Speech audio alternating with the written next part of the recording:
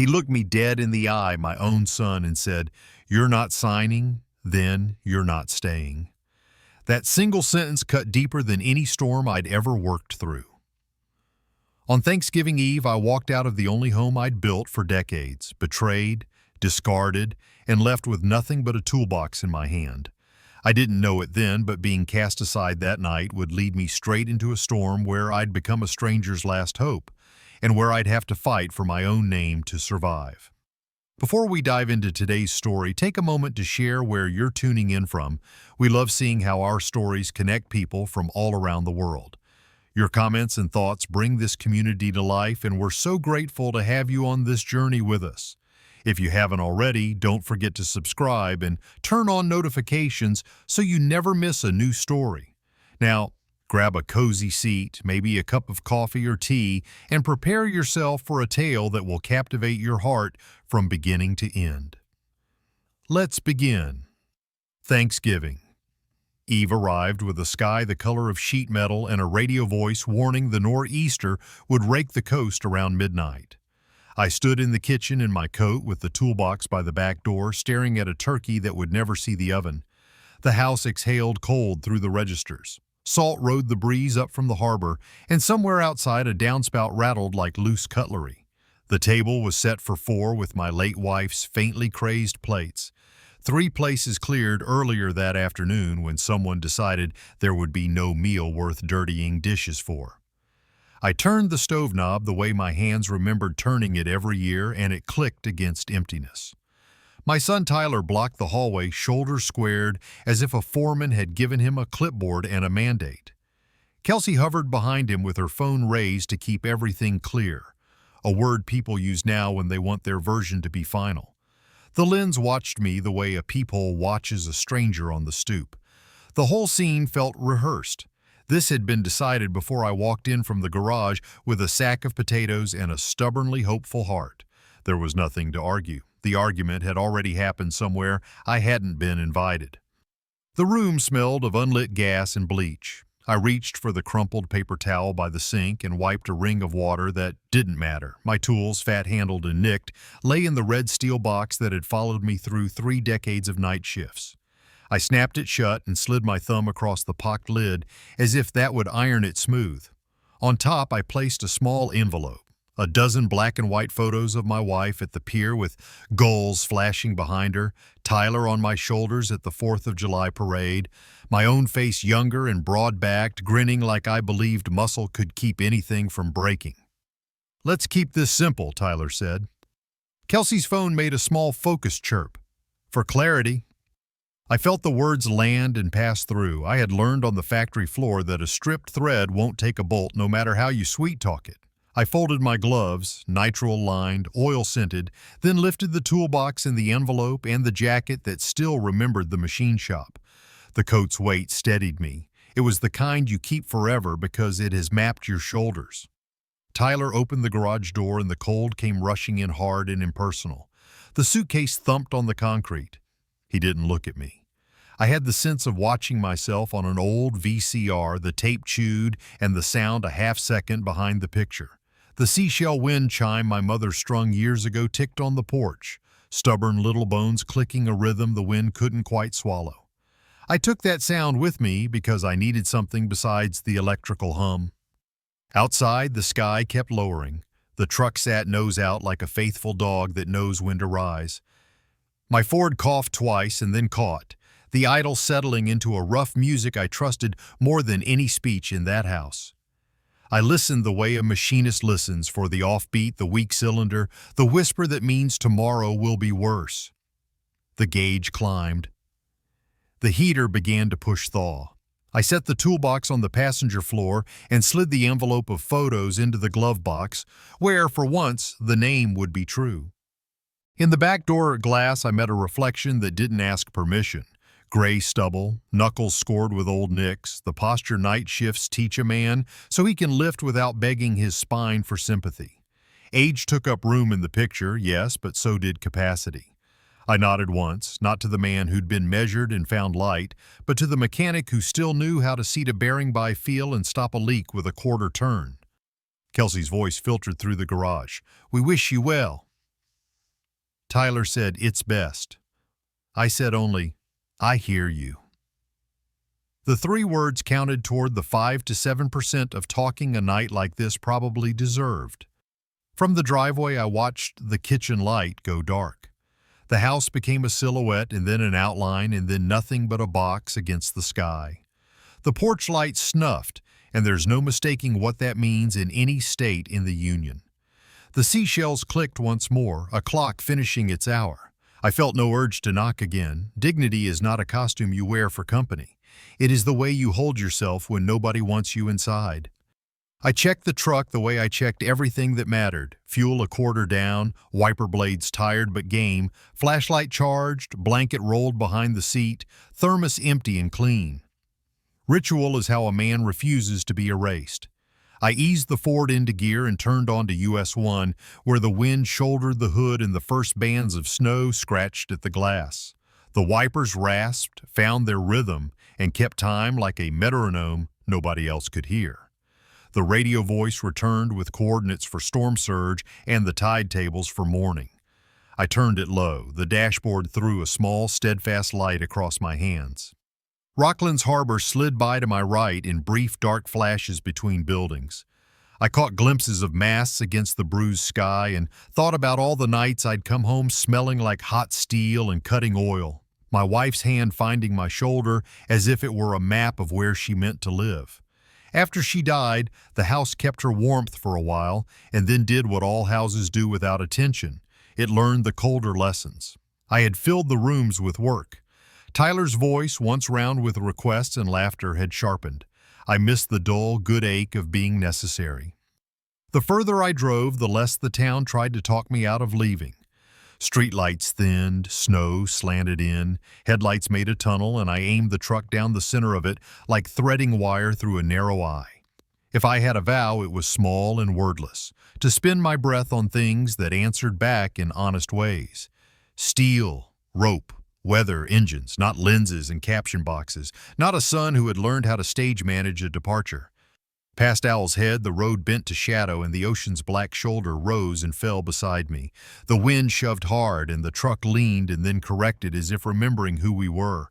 I watched the odometer roll a new mile and felt a mile unroll in me. Whatever waited ahead, the storm, the empty hours, the undemanding company of a parking lot, I would meet it with the only tools I trusted.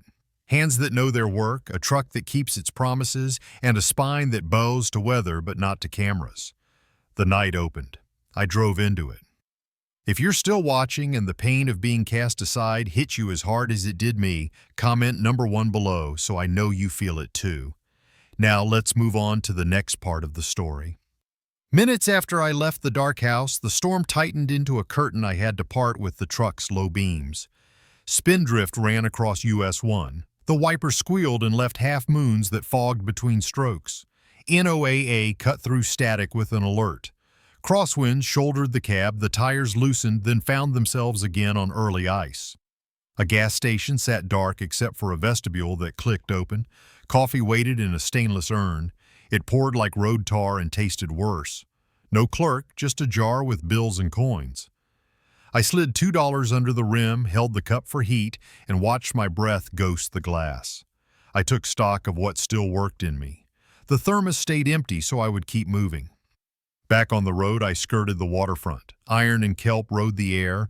Waves thudded the breakwater. Visibility shrank to a few car lengths. I narrowed my world to the circle of light men use when the map goes blank. The hazard blinked around a right-hand bend like a firefly with one wing iced. A burgundy minivan sat crooked with its nose to the guardrail, hood propped, vapor drifting up as if the engine had sighed and quit. A man stood with palms out, flagging traffic. Another silhouette kept the driver's seat. Small shapes shifted in the back row. I took stock. Shoulder, narrow but usable. Curve, blind. Surface, glazed. I nosed the F-150 behind the van at a protective diagonal, clicked hazards, set the brake, pulled on a knit cap and lined gloves, clipped a flashlight to my coat. I approached on the lee side, listening for engines cresting the hill. "I'm Frank," I said, low and plain. "Let's get you safe before we talk cars." "Noah," the man answered. Inside, a woman lifted her face. "Grace," she said. Two small faces peered from the back, Ava and Eli. People first. Heat from the van puffed weakly. Condensation frosted the side glass from the inside, an ugly sign. I passed a wool blanket through the door and told Noah to stand where he could warn me about lights. I asked Grace to click off the dome to save the battery and crack the windows to keep fumes honest. The kid's lips had the pale look that argues for minutes, not hours. Under the hood, I propped the sheet metal with a socket extension and played the light across the bay. A frayed accessory belt had powdered everything. Pink crust ringed a hose clamp. The sweet stink of coolant told its own story. The battery sagged and the alternator had likely stopped giving. Ledger, parts I didn't carry, weather I couldn't bargain with, time I couldn't print more of. Towing wasn't a preference. It was the only adult idea left. My reasons to keep driving lined up like clean excuses. No home to reach, low cash, an elderly truck, a storm closing the window. The counterweight was smaller and heavier. Two kids fogging glass, a nurse's steady eyes, a man holding together more than a vehicle. Choice seated the way threads finally agree. "We'll tow," I said. Slow and dull beats fast and wrong. He would stay in the minivan to steer and brake. Grace and the children would ride with me for heat. I laid a tow strap in the snow, shook out two shackles, and stomped a path so my boots would remember ground. Strapped to my frame recovery loop, real metal on the van, a subframe crossmember, not the flimsy radiator support. Angles checked. I set a faded triangle upstream where oncoming drivers might read it. 2 hand signals only. Stop and ease. Ava asked if I was a grandpa. "I'm a man with a warm truck," I said. Eli had lost a mitten. I produced a spare work glove and called it a pirate hand.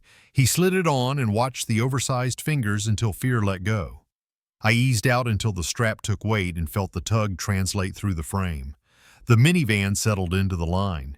Mirrors, angles, traction, every few yards a test. We crawled past dark storefronts and a blue-lit pharmacy. I kept it to 25 and gentled every input. The Seafarer Inn appeared a buttery oval on the snow, its porch light throwing a circle. I nosed the truck under the awning, felt the strap slacken, and let the engine idle while I climbed out into air that smelled like lemon oil and wet wool. The bell over the threshold clinked. A woman with silver hair and a straight back looked up as if someone had pulled a photograph from a drawer. "Frank Hale," she said, "from the storm of 2003, the man who climbed my roof." Recognition landed like a hand. She reached for the phone.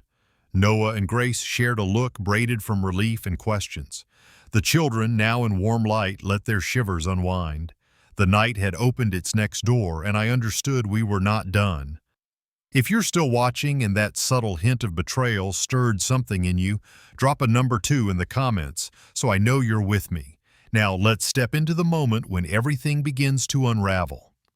Wind shook the Seafarer's porch as if testing its screws, and clumps of snow slid off my truck's fenders with soft thuds that sounded like the end of arguments. Inside, radiator heat made the lobby smell like old pipes and lemon oil. Coats steamed on a rack by the door. Mrs. Porter set a kettle on a plug-in hot plate and arranged mismatched mugs with the tidiness of someone who respects small order in large weather. Grace guided the kids to a bench near the fireplace, rubbing their hands between hers until color returned. Ava's shiver loosened into drowsy blinks.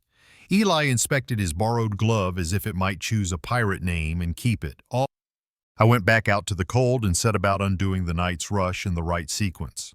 The strap had settled. I worked it slack, nudged the minivan square to the curb, checked the transmission was in park, set the brake, and unshackled with gloved hands that remembered the bite of steel. I coiled the tow line tight, loop over loop, and stowed it in the bed where tools live, ready and quiet. The ritual pushed back at the chaos the storm kept trying to pour into every hinge. Under the awning, I walked Noah through what failed, letting the light and the facts do the talking. Powdered belt dust etched a chalky fan, pink crust around a hose clamp, that sweet coolant tang you don't forget. The battery looked tired, the alternator likely off the job. The parts stores were dark, and even if they weren't, any repair in this wind would be theater. Flatbed in the morning, I said. Tonight we save the battery by letting it sleep. He reached for a wallet. At least let me... We get people safe first, I said. Something in the sentence took the air out of objection. He nodded and let the money sit where it was. Inside, Mrs. Porter appeared with room keys dangling from brass tags, the numbers engraved by a hand that still trusted blades. "Family room for the missus and children," she said, and then looked at Grace and smiled at the word she had chosen. "Adjacent single for you, sir." She slid a spare key across the desk in my direction without announcing who it was for. "In case your truck loses its warm." "I'll be fine in the cab," I said. "We'll see," she answered, which carried the same weight as a forecast. Noah caught my sleeve in the hallway where the noise of the lobby couldn't overhear. He spoke in the concise cadence of a man who carries radios for a living, not microphones. He ran the marinas between Camden and Bar Harbor. The phone had already started singing with storm damage, pontoons listing shore power popping breakers, a West Finger pier moaning under cross seas. He had a vacant service unit by the yard and short crews. "I could use a set of hands at dawn," he said. "There's hazard pay and the authority to act if it goes sideways." Charity is a shape you can feel even when it's hidden under sensible words. I held the offer to the light and turned it the way you check a gear for hairline cracks. "Tools on site?" I asked. "Head count? Safety lines? Who calls the shots when the radios die?" "Tools, yes, 3 steady bodies if they show. Safety lines and life rings at every ladder. You call what you see if you're the one standing there." Grace stepped from the doorway, already tucking blankets around Ava and Eli. "You didn't take our money," she said. "Take our trust." Then she went back to her work as if she'd set a bone and left it to knit. We built a plan on the lobby counter with a pencil that had been sharpened to an honest point.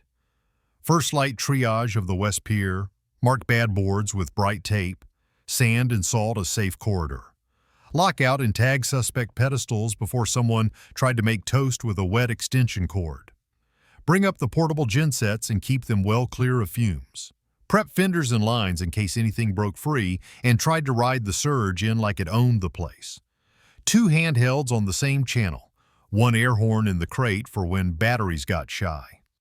Mrs. Porter, who had a way of drifting near the place where plans were being made, folded extra blankets with measured corners.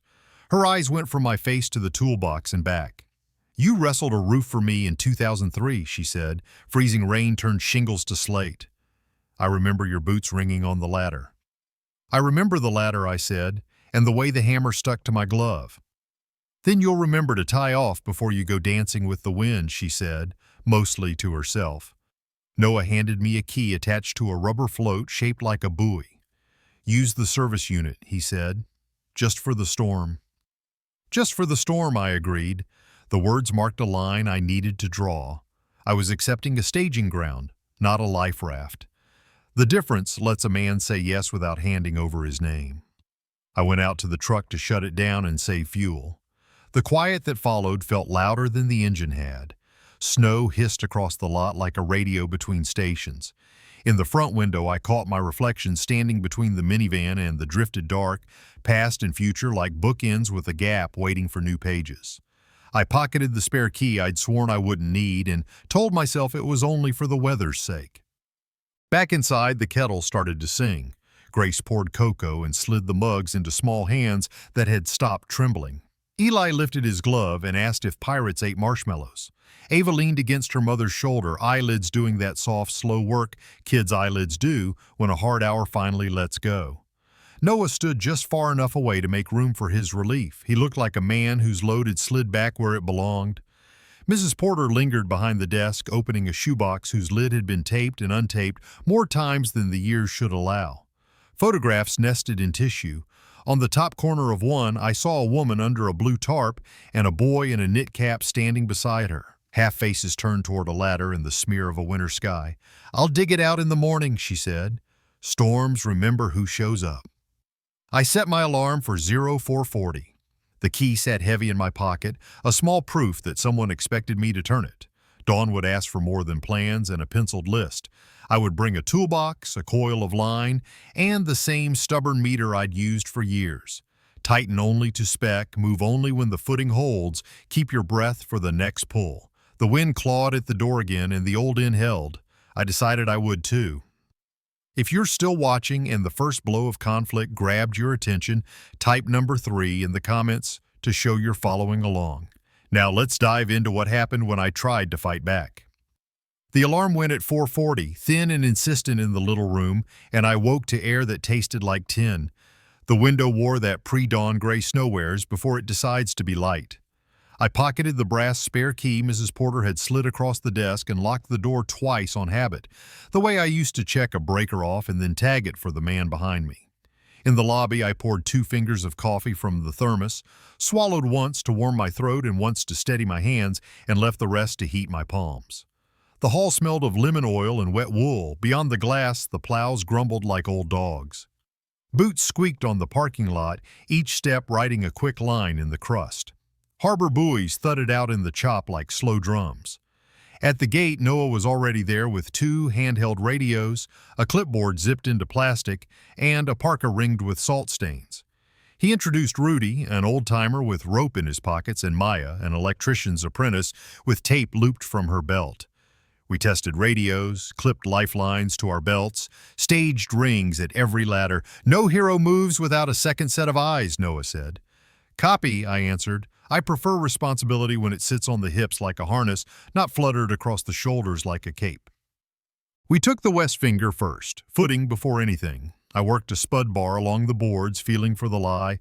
Soft spots got slapped with orange tape. We sanded and salted a corridor wide enough for a hand truck, not much wider. Maya and I locked out 2 suspect pedestals, tags marked with time and initials, then wrapped a head in plastic to keep sleet off the breakers. Rudy and I doubled spring lines on 2 heavy cruisers, and I taut a fast bowline with rope that had turned stiff in the cold. Words don't teach knots, your hands do. Ambient risks muttered from every angle. Cleats wore ice beards, hinge points complained. One cleat base showed hairline cracks. I backed it off and through-bolted a plate scavenged from the yard bin. A small sloop hammered its stern into the pier, the kind of steady violence that ruins a transom before lunch. I snubbed the motion with a breastline and patted it with a spare fender from the shed. The boat settled into a manageable nod. Noah watched the way my hands chose the next 2 moves. He stopped narrating and started mirroring. That's how trust changes shape. First a promise, then a practice. Between passes, he pointed his chin toward a squat unit by the yard fence. Heat working, cot made, hot plate functional. "Use the service housing for the storm," he said. I looked him square. "I'll use it as staging," I said. Terms matter when you're trying to keep your spine tall. We shook on hours logged, gear signed out, freedom to walk when seas calmed. Mid-morning Grace came to the gate with a thermos and a paper sack that smelled like a bakery. The kids wore knit caps pulled to their eyebrows. She checked the color of my knuckles the way nurses read a monitor. "Warm your hands, then keep going," she said. Ava palmed a small paper star into my coat pocket. "For luck," she whispered. It rustled when I moved, a small ballast against big weather. Back at the Seafair for 10 minutes of thaw, Mrs. Porter set a shoebox on the counter and laid out a photograph bleached to winter. A blue tarp, a ladder, a woman bracing it at the sill, a boy in a knit cap looking up, and a man on the roof with boots ringing and a hammer stuck to a glove. "That's you," she said. "Storm of 2003. That's Noah and his mother." The circle closed without fanfare. Decency I barely remembered turned out to be a down payment for tonight's trust. It reorganized nothing and explained everything. By noon, Noah's superintendent called. His voice carried the fatigue of someone counting problems and hours. If we held the West Pier through the next 24, he wanted me as acting lead on winter maintenance through March, service unit assigned. I asked the questions that needed asking: budget for hardware, authority to order stock, call signs, where liability lines ran. The answers came crisp and working. I said I'd prove the next 12 hours before fastening my name to a longer line. During a breather, my phone buzzed. Kelsey's video had found its mark. "When a father won't grow up," captioned in a font that pretends to be friendly. 6 seconds showed a cropped frame of me lifting the toolbox, the sort of edit that scrubs context with a smile.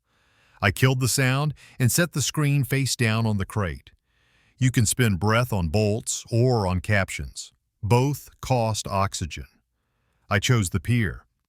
We tightened for afternoon. The wind clocked 10 degrees and freshened. We swapped a hinge plate, sistered timbers at an end cap, and rigged a temporary stay to take racking loads. Maya sniffed out a ground fault with a meter, and we isolated the run, chalking a map on marine ply so no one fed a wet circuit by accident. I staged a crate like a kit: shackles, fenders, headlamps, a ratcheting come-along, first aid roll. Labels faced up. Reach mattered more than inventory when the weather asked quick questions. Light thinned without quite arriving.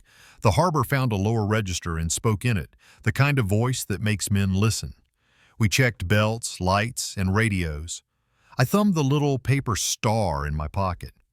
The brass key from Mrs. Porter rode in the other one, heavy as a promise. My phone sat dark on the crate where I'd left it. The day had been built to fall into the night that was coming, and I could feel the test assemble itself. The storm would take another shot. It always does.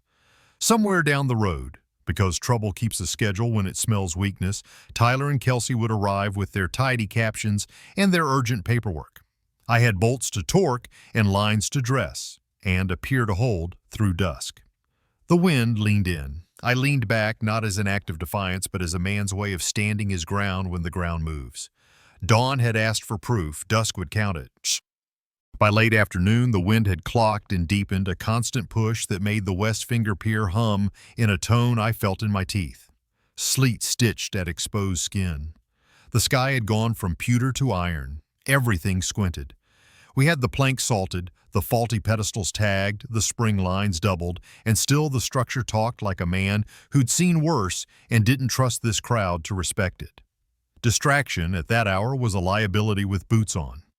A sedan ignored the barricade at the yard gate and rolled into the service lane with its high beams careless as questions. Headlights swept the snowbank and landed on us. Tyler climbed out first, a new jacket zipped to his throat, jaw locked. Kelsey followed, phone already up and hungry. They moved past the authorized personnel sign and onto the ramp in shoes that had never learned ice. Urgency clicking like a metronome set by someone else. I intercepted at the top of the ramp with palms down, the posture I'd learned keeps people upright, and out of the ambulance lane. Noah slid to my shoulder with his radio on his chest, voice already shaped for policy if policy was needed. Rudy hovered where he could fetch a ring or a line without being asked. Maya, reading the scene with an electrician's instinct for where current might arc next, threw the nearest pedestal breaker and hung a tag. Tyler pushed a manila folder into my glove. Routine verifications, he said. This pier is hot, I answered. We step off ice to talk. Kelsey's lens tracked us. We moved to the plowed strip by the shed where the sleet bit less and the ground took a boot without lying. My phone buzzed before the folder even warmed my hand. Unknown number, a fraud desk professional, spoke in a cadence that had sanded its edges on other long days. Could I confirm recent joint credit activity tied to my name and a home equity line? The dates didn't live in my memory, and they predated Thanksgiving Eve. She referenced a digital signature on file. I asked her to hold, gave an email, and took a case ID she read twice. The sleet flattened everybody's pretense. Only the words that earned their keep stayed standing. I opened the folder. The first page held my signature in neat strokes. I recognized the way a man recognizes a photograph of himself doctored thinner. A notary stamp squared the corner with a date from 2 months back. I raised the page and looked at my son. His gaze tracked to the middle distance, as if some horizon out by the moorings had started offering excuses. Kelsey lowered her phone a hair, then remembered herself and brought it back to an audience. We just need family to step up, she said. I won't sign, I said. I will file identity theft. Further contact goes through the bank, and if needed, law enforcement. I gave the sentence to the wind so it could carry it clean. Noah stepped closer by one pace and cited Marina policy. No paperwork solicitations during storm operations. Visitors must exit or wait in the lot. He didn't add that it was also common sense not to argue on glue-slick timber while the weather measured everyone. Kelsey went live, angling the phone to catch me in the harbor as if a background could convict. She narrated me as an ungrateful father choosing strangers over blood. It read like a caption drafted yesterday. Inside the Seafarer, Grace set her phone on the counter and posted a 30-second steadiness. Last night's frito in a whiteout, the morning's salt and tape, the tag on a humming pedestal that could have killed a man in wet boots. She named no one and showed only her face and a child's mitten beside a steaming mug. Mrs. Porter shared it to the town page. Chief Moran tapped a blue thumb, the harbor master reposted, and comments remembered the roof I once wrestled in a freezing rain. Algorithms can smell weather. Hers shifted. Two slip holders trudged down to us with their collars up and their eyes attentive. One thanked Maya for killing a breaker that had been arcing a blue whisper. The other flicked a glance at me that meant keep doing. Their presence was a soft perimeter, no drama, only weight.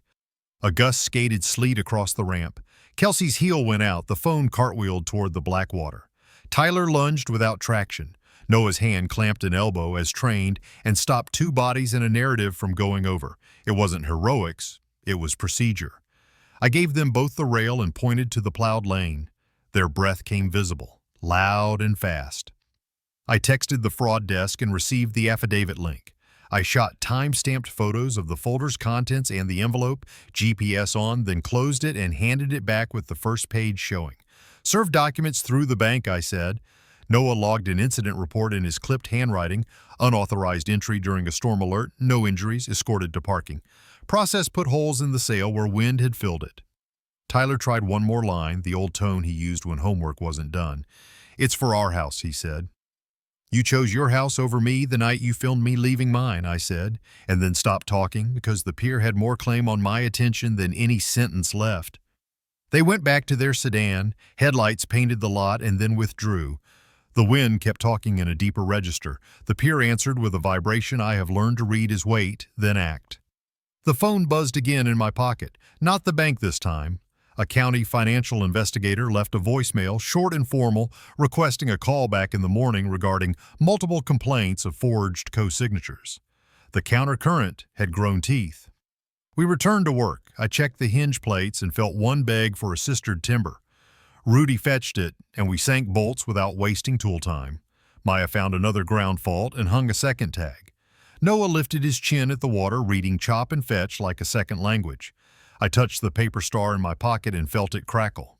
Grief noted how quickly need had turned my son's love into leverage. A harder, smaller truth sat under it. I was steadier in weather than in rooms where affection is staged. I tightened one last line and let my hand speak the only argument that could hold through the night.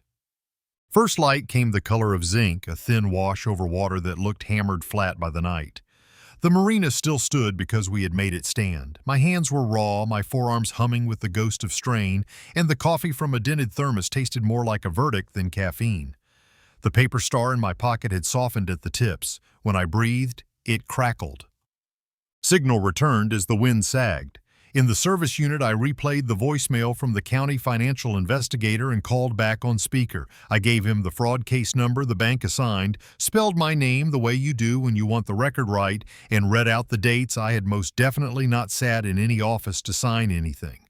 He said other residents had reported forged co-signatures tied to the same notary and lender rep, the kind of pattern that turns a complaint into a file. He scheduled a statement for tomorrow at the substation and advised no direct negotiation. I promised to email a sworn affidavit and the time-stamped photos I had shot of the folder. Noah knocked and leaned in, eyes doing a quick inventory for limp or favor. He gave me the morning ops, West Pier holding, noontide running higher, rotate crews to keep footing honest. I summarized the investigator's call. I'll log yesterday's encounter and release it if they ask, he said. He added, I'll sit in if you want a witness. I thanked him and said I'd shoulder it. A man picks what he carries to the table where his name is in question. A text from Tyler arrived as if the night had set its clock by him. Let's talk.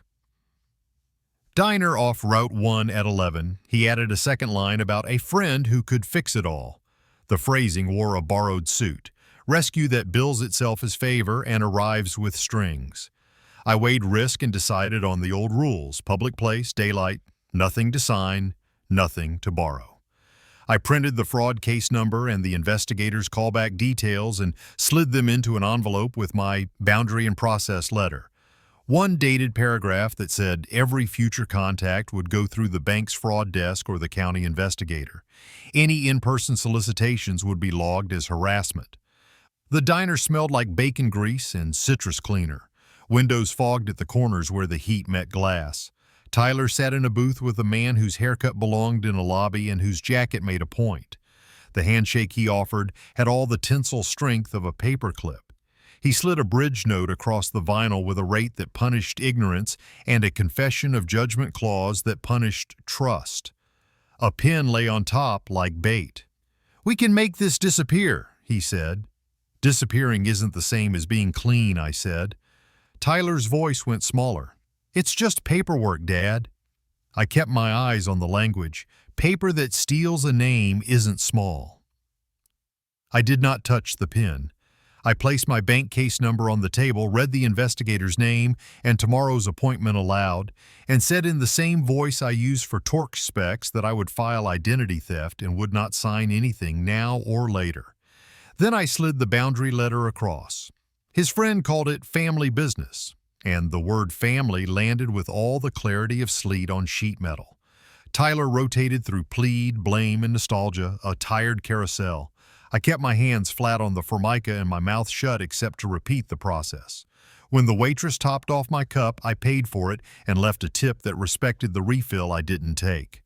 On the way out, I offered one line without heat. "When you're ready to tell the truth to them, I'll meet you at their table." I returned to the pier as the tide lifted the planks.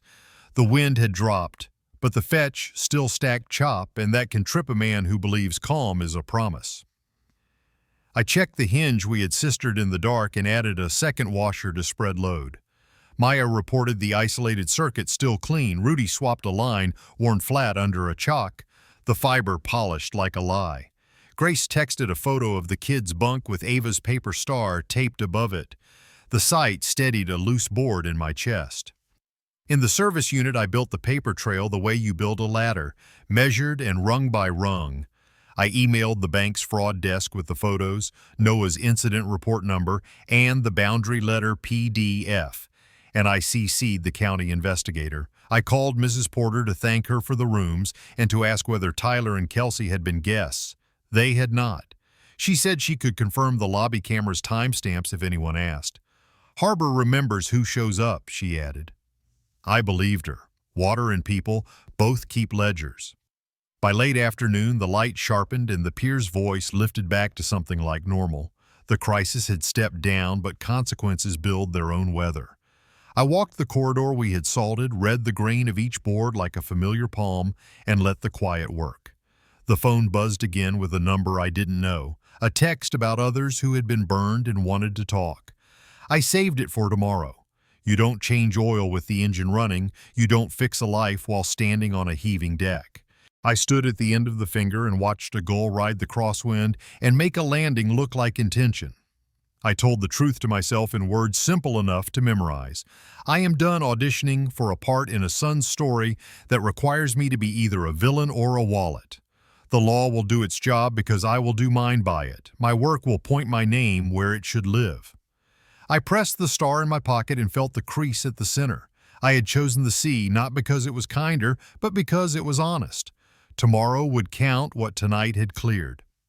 The tide turned. I bent, checked one more shackle, and tied my name to something that held. If you're still watching and the weight of my impossible choice hit you, type number 5 in the comments so I know you're here. Now let's move on to see what the consequences really looked like. Daybreak came the color of bleached rope, a pale strand thrown across a sky, still thinking about weather. The wind had eased, but the water shouldered the pier with a slow, stubborn weight that kept me honest. I walked the west finger the way a machinist walks a factory floor after a hard night. Eyes on the places that talk, palms on the hardware that carries the truth. The sistered hinge we'd set in the dark took my weight with a clean, even give. Cleats rang cold into my hands, lines thrummed at the edge of hearing. My right knee grumbled from the crouches, my knuckles wore tape like a second skin, and still the body said yes. Back in the service unit, the inbox held its own weather. The bank fraud desk had stamped my file victims/claimant, placed temporary freezes on every line tied to my number, and confirmed receipt of the photos, the boundary letter, and Noah's incident report. A second message from the county investigator pinned tomorrow's interview to a time and room number and asked me to forward any contact attempts. I uploaded Tyler's diner text and the images of the pre-filled forms. Paper becomes work when you make it do a job. I meant to give each page a shift. Tyler sent one more line, 3 words and a period. Bow too low. I logged it, archived it, and let the silence after it be the answer it wanted to be. Grief tried to rise like a bad tide. The pier reminded me what mattered. Work first, reckoning when you're on dry ground. Chief Moran walked down the ramp in a watch cap with a yellow legal pad tucked under his arm. He looked at tags, read the grease pencil times, and asked the right questions about lockout and line handling the way only a man who's written too many accident reports knows how to ask. His verdict was spare and for that worth hearing. You kept people off the floor and boats off the rocks. He asked for a short written account for his weather log and said he'd confirm my presence if the investigator called. That kind of sentence anchors a name where a rumor can't move it.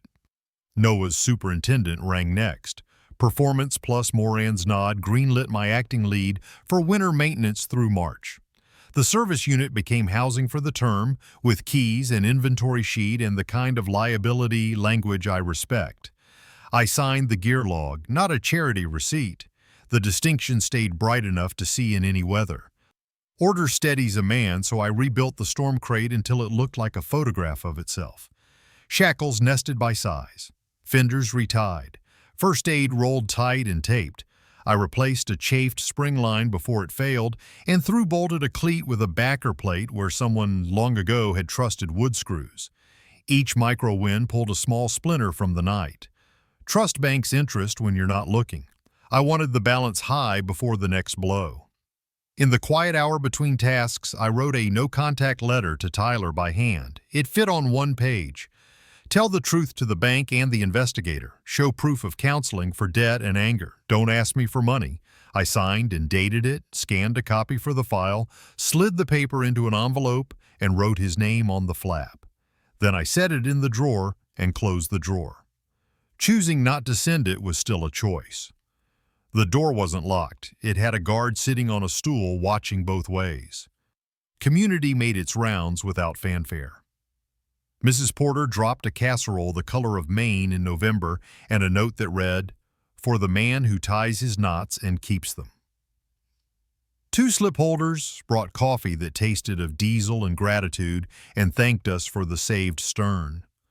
On the town page, comments settled like snow when the wind quits. The old roof I'd once wrestled and the new pier I'd kept standing laid side by side until the narrative flipped itself. I didn't answer online. The board and cleat under my hand were reply enough. Rudy and I swapped a tired hinge pin and chalked the time on the post. Maya retested the isolated circuit and logged it clean. After lunch, I walked a solitary loop. Boots creaked, gulls raised the surface for bait. The air had that metallic taste a storm leaves behind like a calling card. Each step sanded a sharp edge in me. I'd been a father who measured worth by the tools he brought home. Today I measured it by the tools I left ready for the next set of hands. I tacked Ava's paper star above the desk lamp where its points could throw a small, stubborn geometry across the plywood wall. Beneath it I taped the bank case number and tomorrow's appointment time until they made a constellation of things that would not move. The photos of my wife and of a young Tyler on my shoulders went inside the locker door. I didn't arrange them. I let them be where my hand would brush them before each shift, like proof and prayer in the same motion. Grace called near dusk. "The kids want to know if the pirate glove needs a friend," she said, and I could hear the smile. "Sleep before the next weather." "I will," I said, and that was enough talking for one call. NOAA pinged an hour later, a secondary low forming off George Bank, likely to brush us before morning. The barometer sank a notch you could feel in your teeth. Noah texted, "If it clocks west, west finger takes it first." Stagey at 1900. We answered with routines that keep men alive. Charge radios, fill sand buckets, coil lines clean, hang spare rings where hands find them in the dark. At Blue Hour, I stepped out onto the pier and felt the boards answer back with their living give. The harbor wasn't quiet, it was attentive. I chose an early rack time, boots lined at the door, coat on the chair back, radio charging like a small, square promise. Consequences had gathered their own weather, and another front was walking in to see what names it could take. I lay down with the star's paper rustle above me and the case number steady below it, and let sleep do what it does for men who have decided their work and their word. The night ahead would ask for seconds and thirds. I meant to be ready when it did. By 1850, the secondary low arrived faster than any forecast had promised, the wind clocking west-northwest with the confidence of a man who knew the place. The barometer dipped again the way your stomach dips at a sudden step. Chops stacked at the breakwater, spray hardened into needles that needled skin and pride in the same instant. We staged at the west finger with radios charged, coils flaked clean, sand buckets ready, spare rings hanging where a blind hand could find them. I put Ava's paper star in my left pocket and Mrs. Porter's brass key in my right, two small anchors that weighed more than metal. Early failures drew their circles. Two pontoons listed under crossload, their hinges groaning like old knees. A shore power pedestal buzzed, then died, even though we'd isolated that run. Maya slid to it and verified cold with a meter, then pulled breakers at the base just to teach the box who was boss. At the outer elbow, a hinge plate talked. Rudy was already there with a sister timber and through bolts, the kind of man who carries solution shaped like a board. Out beyond the breakwater, a masthead light bobbed wrong, not the rhythm of a boat under control. A red pulse followed, flares or a dying nav light, near the rocks at the west point. Through sleet we heard a horn, 3 short and 1 long, a cry that has rules older than paperwork. NOAA crackled over a small craft advisory. Chief Moran's voice cut the channel. Possible vessel adrift, engine out, elderly crew aboard. Request immediate pierside assist if the surge carried them in. Noah went for speed and nearly paid for it. He tried to leap from the fixed pier to a floating section to run a lead. His boot found black ice and drew a line through it. His knee torqued with a pop that made my teeth clench. He went down hard, breath hissing, face blanching into the color of winter glass. I was on him in 3 steps, checked for deformity and found none, stabilized, and radioed a non-transport injury. Sit, I said, and he did because pain had made the order. Maya slid in with a first aid roll and light, eyes calm. Noah's hand squeezed my sleeve, a transfer without ceremony. You have the call. Command sits heavier when it is handed to you by a man who wanted to keep it. I divided the night. Rudy pinned the outer elbow, sistered the hinge, through-bolted, staged a heaving line, and fenders on the lee. Maya confirmed every suspect pedestal dead, locked them out with tags red as stop signs, then brought the portable work light and the med roll. I rigged a tow lead from the service skiff's bow bollard, prepped a long spring line, and took position at the outer finger to intercept. We reaffirmed hand signals in case the radios turned to ice. Stop, slack, tension, cut, clear.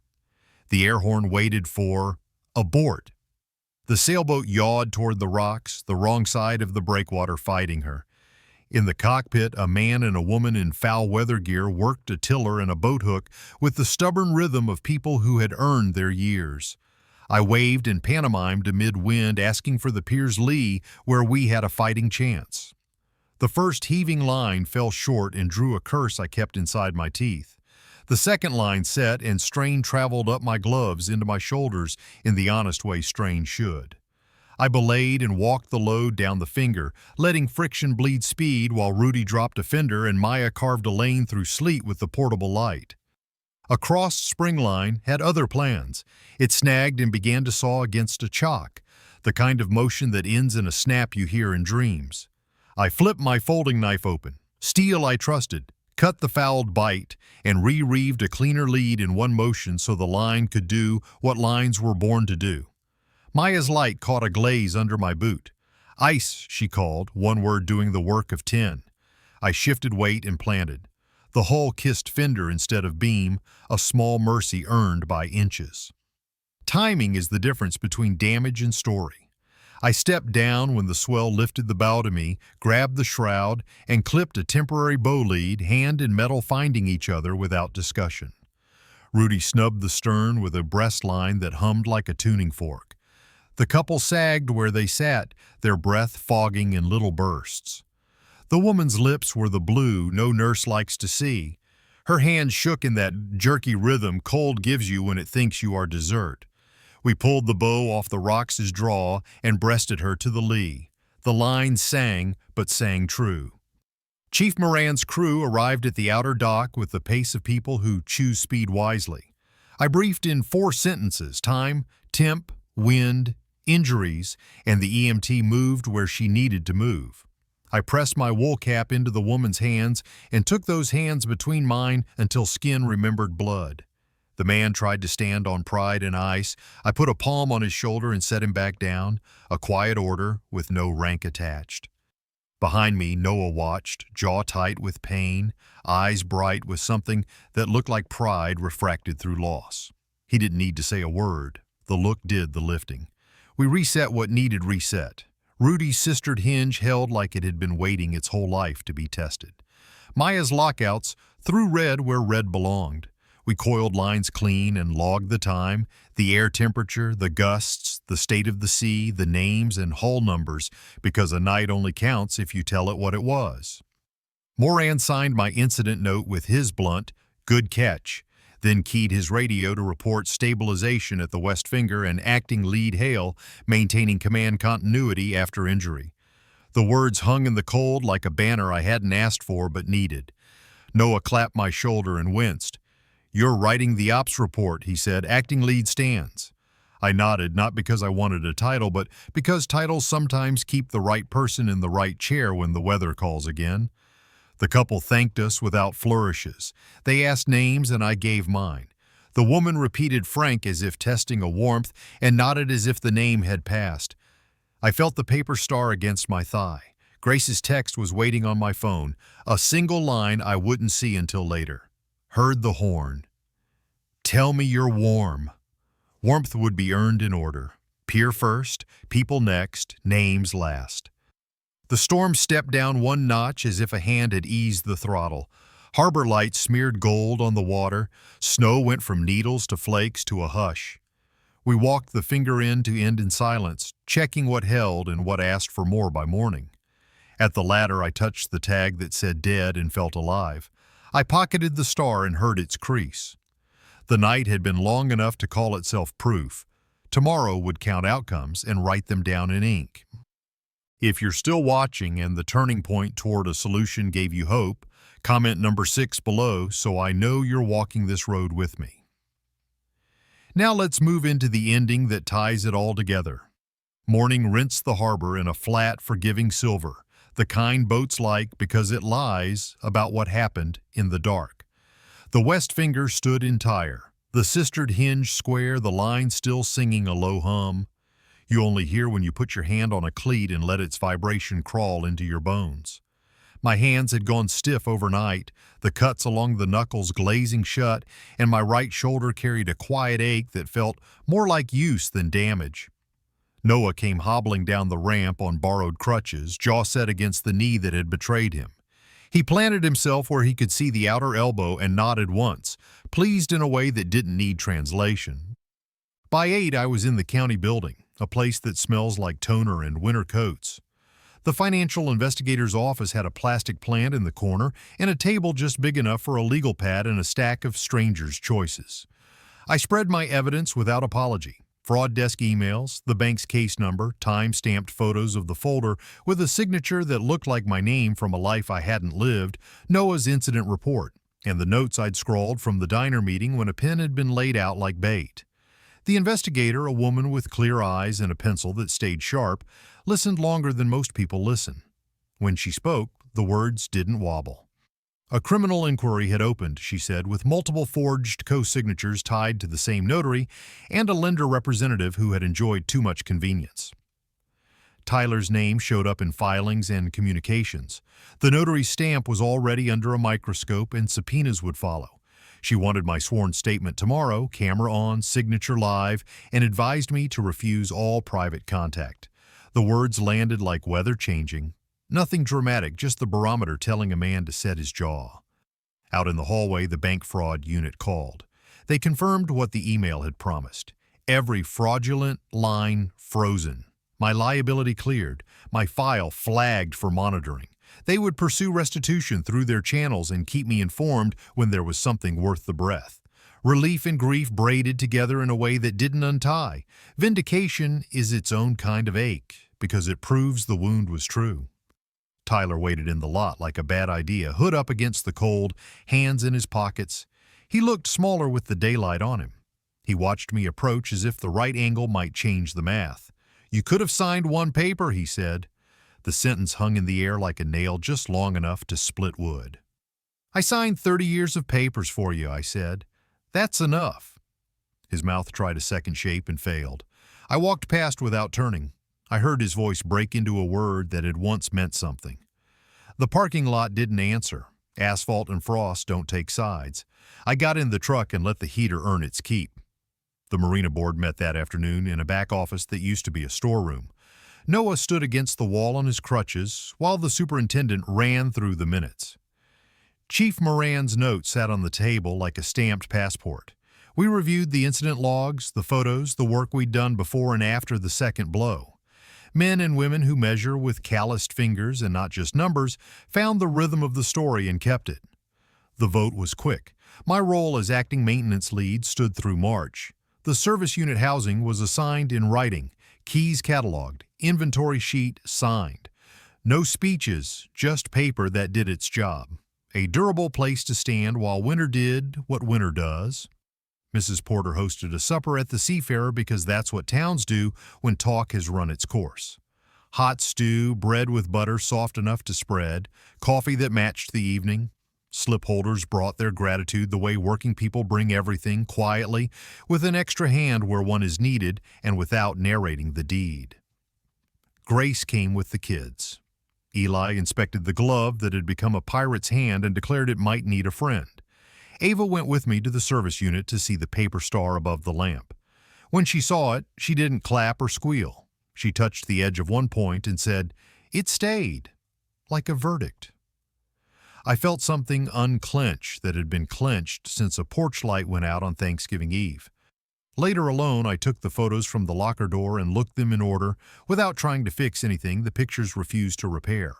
My wife at the pier, hair blown wild, young Tyler on my shoulders, both of us sunburned and invincible.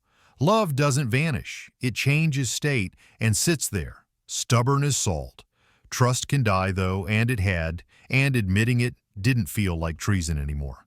I let grief come like the tide, arriving, convincing, then pulling back before it took more than it brought. I wrote up the pier's maintenance log with the particularity of a prayer. Bolts seated, hinge holding, tags where tags belong. When you name each part, you keep it from slipping into the general and getting lost. By the time I set down the pen, the room had gone blue with early dark. A gull settled on the rail outside with that exaggerated grace gulls use to make a landing look like a decision. The pier hummed its low note. The harbor, calmed but alert, breathed like a chest that had found its rhythm again. Before sleep, I opened the desk drawer where the unsent letter to Tyler lay with his name on the flap. I read the lines I'd written, truth to the bank and the investigator, proof of counseling, no asks for money, and I left it sealed.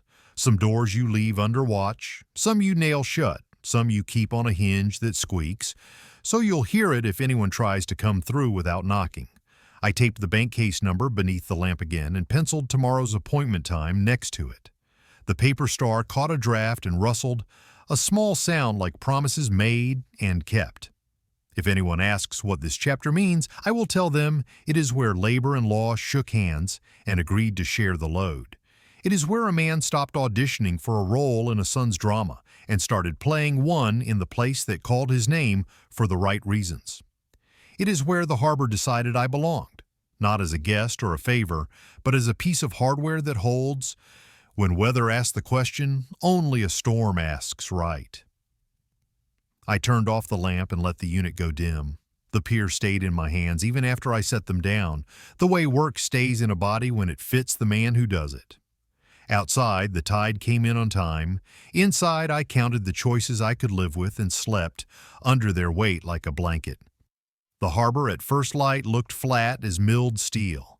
Frost limned the cleats and pale edges, and gulls floated idle, as if even they knew this morning was meant for quiet. I stood on the west finger with a mug warm in my hands and listened. The pier gave back its low note through the soles of my boots, steady as a pulse. Each breath held the ache that had left my shoulder, the knee that still remembered ladders, and the softened paper star in my pocket. On the wall back in the unit, Mrs. Porter's brass key now hung on a hook, a proof that some gifts are meant to stay in sight. I had learned what I needed to name. Blood can fail you, work can save you, and family is who shows up. The people who sign the right lines, the safety tags, the incident logs, the affidavits that keep a man's name clean, those are the ones who matter. I had been kicked out by my son on Thanksgiving Eve. In the storm, I became a stranger's last hope. In the same turn, I became my own. The bank wrote again that morning. Their language was plain. Liability zero, credit lock active, restitution channels opened against the guilty. The fraud desk thanked me for clarity and timing. Later, the county investigator confirmed my formal statement was recorded, clean, ready to stand in court if needed. The notary and lender rep were now under review, charges likely. There was no cinema in the closure, and I preferred it that way. Procedure, not drama, was what kept a life upright. Grace arrived at the unit with cinnamon rolls wrapped in a towel that smelled of butter and sugar. Ava went straight to the desk lamp, checking the paper star still taped above it. "Will it hold?" she asked. I crouched so we were eye to eye. "If we keep tying it right," I told her, and she seemed satisfied. Eli produced the pirate glove I'd been wearing in the storms and returned it with a new companion, a mitten stitched with buttons like eyes. Children believe in balance long before we learn to forget it. Noah made his way down later on a hinged brace, slow but unbent. He signed the ops log next to my entry and handed me the pen. "You keep acting lead through winter," he said. I nodded. We shook once, and the agreement was clear. He would handle procurement and comms. I would run pier and crew. Mutual respect, written in the absence of wasted words. Mrs. Porter brought me a copy of that photo from 2003, the one where I was half under a roof in the rain. She'd put it in a plain frame. On the back she'd written, "For Frank, who showed up twice." I set it on the shelf beside the new incident certificate Chief Moran had left me. Paper against paper, storm against storm. 2 different nights, one through line. I had been there, and being there had been enough. The mailbox filled a little in the days after. A note from the harbor master, 2 handwritten thank yous, a gift card signed only for bolts and bread. I posted nothing online. The pier that still stood was my answer. The lights that stayed off where they should my comment. Alone, I gave myself a rule. Count what you can tighten, tag what you can't, and refuse every paper that steals your name. If you are lost, do one decent thing for a stranger. It will point you home faster than any apology you'll never receive. I had seen enough men my age treated like ballast, afraid of being in the way. Dignity, I decided, isn't rented space. It is the work you can still do, the steadiness you lend to others, the proof that your hands matter. I marked the lesson into ritual. I retaped the paper star with fresh adhesive, hung the brass key on its hook, oiled the stubborn hasp at the locker, sharpened the knife that had cut the fouled bite, folded the spare blanket square. Each motion wrote a sentence in the chapter I was still living. When Blue Hour returned, the harbor exhaled in rhythm with mine. Snow softened on the planks, turning from bite to hush. I walked the finger once more, stopping at the ladder. My hand touched the red dead tag, then the living rail. I thought of Tyler and felt the weight of a grief that had turned into fact. I thought of the couple we'd hauled from the rocks, alive because we showed up. I thought of my name, still my own, written where it mattered. A storm didn't give me a family. Showing up did, and the name I kept is the one that holds. In the end, what holds a life together isn't perfection or applause. It's the quiet work of showing up when the weather turns. Storms have a way of stripping us down to what's true, the value of a kept promise, the steadiness of a trained hand, the calm that comes from knowing where the line is and tying it right. Betrayal can bruise identity, but it doesn't have to define it. The name that lasts isn't the one other people write for us. It's the one we protect with clear boundaries, honest labor, and the courage to say no when saying yes would mean losing ourselves. There's a lesson in choosing process over drama. Paper can steal a future, but paper can also defend it. Incident logs, affidavits, tags that say safe or dead, signatures that mean exactly what they claim. In a chaotic world, procedure is mercy. When the rules are fair and followed, dignity doesn't need to raise its voice. And in the spaces where blood disappoints, there is another lineage available. The family made of people who show up, tell the truth, and stand shoulder to shoulder when the wind leans in. Grace isn't always soft. Sometimes grace is a tightened bolt, a coiled line, a light left off because a circuit should stay cold. Sometimes it's the discipline to rebuild what the night tried to take, not because anyone is watching, but because order outlives weather. If loss has taught anything, it's this. Don't barter your name for comfort. Don't borrow peace from tomorrow. Don't confuse noise for strength. Do the next necessary thing with care. Count what you can fix, tag what you cannot, and keep a clean ledger with yourself. And if the road ever throws you into someone else's storm, remember that a simple act, the safe thing done well, the decent thing done now, can be a compass for both of you. Showing up for a stranger will not erase old wounds, but it can point you toward a shore where your worth isn't up for debate. In that kind of harbor, you don't have to prove you belong. Your work will say it for you. Thank you for spending your time here. We'd love to hear how this story landed with you. What moment struck a chord, what line you'll carry into your week, or what storm you've weathered, and what held. Drop your thoughts in the comments and tell us where you're watching from. Your voices turn these stories into a shared journey. If the message resonated, please like this video, subscribe, and turn on notifications so you won't miss the next chapter of resilience and hard-won hope. Share this with someone who might need a steady word tonight. Until next time, take care of your name, tie your knots right, and keep showing up, one clear choice at a time. In the end, the storm taught a simpler truth than pride ever could. What holds is the work done with your own hands and the promises kept when nobody is watching. Paper can counterfeit a signature, but it cannot fake steadiness. When the night is loud and the wind argues with everything upright, the only testimony that matters is a line that stays tied, a breaker that stays locked because you tagged it, a pier that still stands at daybreak. That is how a name stays clean, by being written into dependable things. Justice, the kind that actually changes a life, is rarely cinematic. It lives in procedures followed when cutting corners would be easier, in boundaries held without shouting, in the choice to step away from the stage and keep showing up where the work is. Betrayal can bend the spine, but it can also set a person's measurements straight. What is mine to carry and what is not? What is worth saving and what must be let go?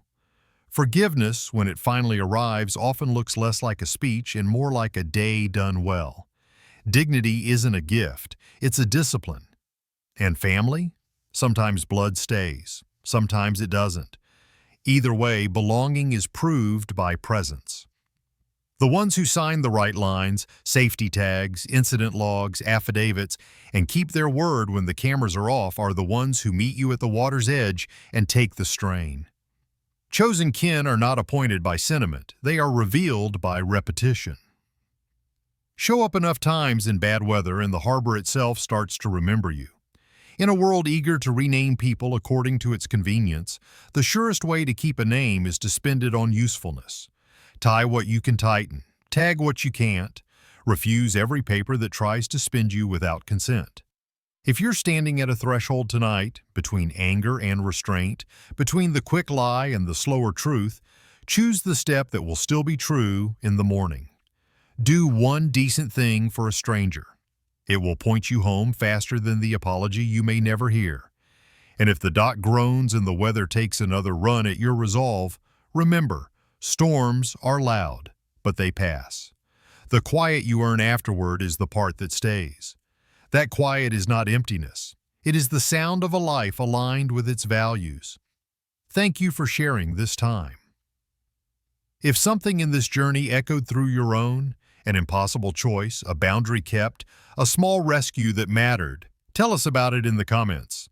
Your reflections give other people words for their turning points, and your experience might be the handhold someone else needs. If this story spoke to you, please subscribe and turn on notifications so you'll be with us